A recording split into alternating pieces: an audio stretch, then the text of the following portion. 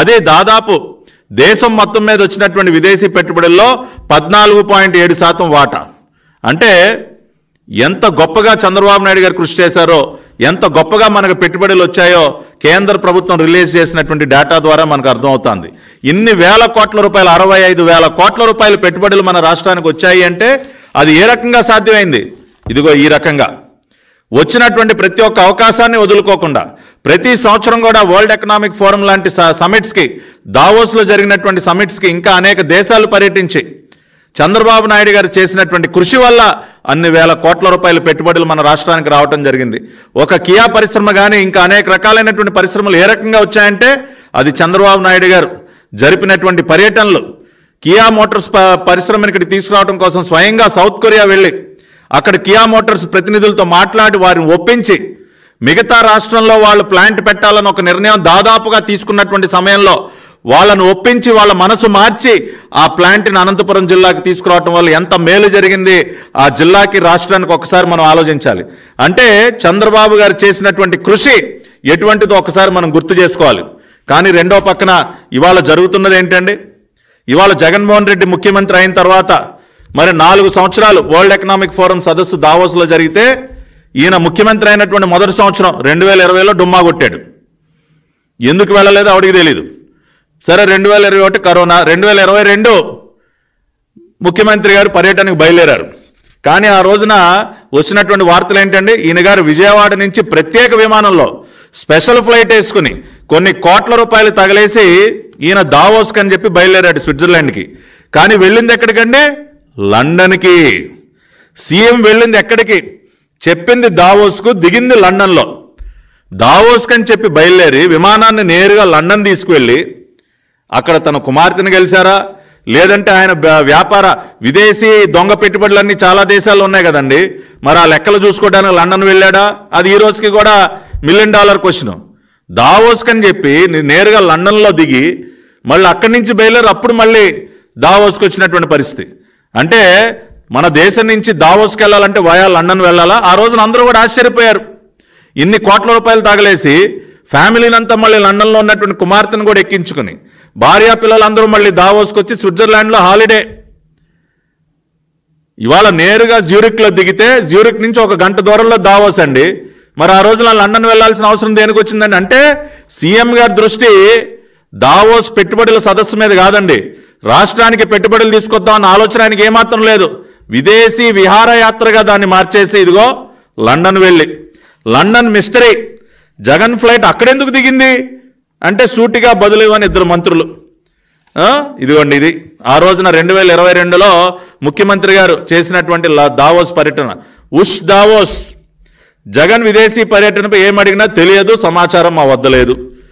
ఇంతకీ అక్కడికి వెళ్ళి ఈయన గారు ఏమి సాధించాడన్నది ఒకసారి చూస్తే ఆయన అక్కడికి వెళ్ళి ఏ విదేశీ కంపెనీలను కలవలేదండి. విదేశీ కంపెనీలు అసలు ఈయన ముఖం చూడలేదు. దానికి కూడా ఒక కారణం ఉంది. 2022లో జగన్మోహన్ రెడ్డి గారు దావోస్ వెళ్ళిన సందర్భంలో ఏ ఒక్క విదేశీ కంపెనీ కానీ, ఏ ప్రముఖ కంపెనీ CEO కానీ, ఏ పెద్ద పారిశ్రామికవేత్త కానీ ఎవరు కూడా జగన్ రెడ్డి ముఖం ఎందుకు చూడలేదో ఒకసారి అది కూడా గుర్తు చేసుకోవాలి.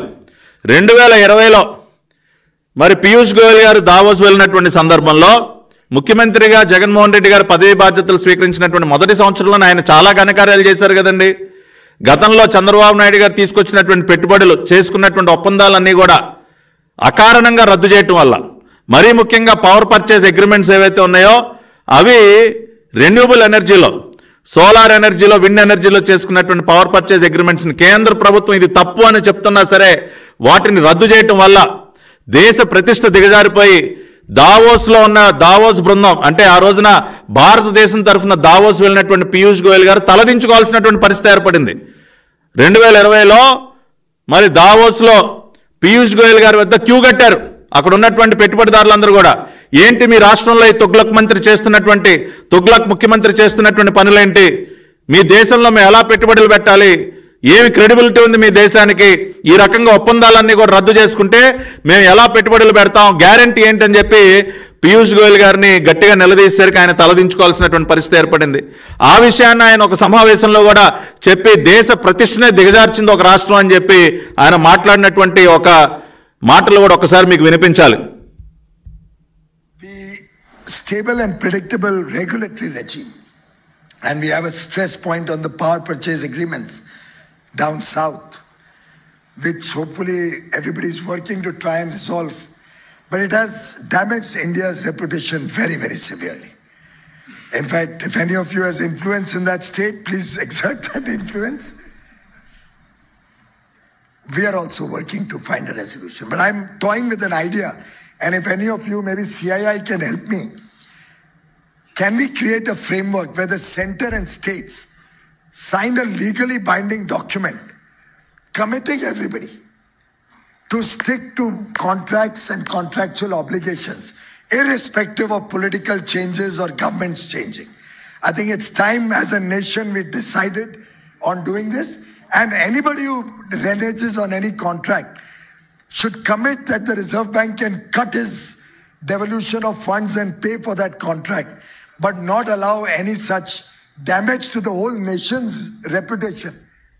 సో చాలా స్పష్టంగా ఏమన్నారో విన్నారు కదండి. దేశ ప్రతిష్టే మసకబారింది, ఇండియా రెప్యుటేషన్ దెబ్బతింది. ఇవాళ ఆంధ్రప్రదేశ్ రాష్ట్రంలో పవర్ పర్చేస్ అగ్రిమెంట్స్ విషయంగా మరి ఆనాటి ఇవాళ ఉన్నటువంటి ముఖ్యమంత్రి తీసుకున్నటువంటి నిర్ణయాల వల్ల దేశ రెప్యుటేషన్కే అదొక మచ్చగా మారింది. ఇటువంటి ఏ రకంగా కూడా ఉపేక్షించడానికి వీల్లేదు. అవసరమైతే కఠినమైనటువంటి చర్యలు తీసుకునే విధంగా ఒక ఫ్రేమ్వర్క్ తయారు చేయాలి. ప్రభుత్వాలు మారిన ఒప్పందాలను ఈ రకంగా రద్దు చేయడం అనేది కరెక్ట్ కాదు. అవసరమైతే రిజర్వ్ బ్యాంక్ ఆఫ్ ఇండియా వాళ్ళు ఏ రాష్ట్రం అయితే ఈ రకంగా వ్యవహరిస్తుందో, ఏ రాష్ట్రం అయితే దేశ ప్రతిష్ట దిగజారే విధంగా గతంలో చేసినటువంటి ఒప్పందాలని రద్దు చేస్తుందో ఆర్బీఐ కూడా యాక్షన్ తీసుకోవాలి. వాళ్ళకి ఇచ్చినటువంటి నిధుల్లో కోత పెట్టాలని చెప్పి కూడా పీయూష్ గోయల్ గారు మాట్లాడినటువంటి విషయాన్ని నేను ఇక్కడ మీకు వినిపించాను. అదేవిధంగా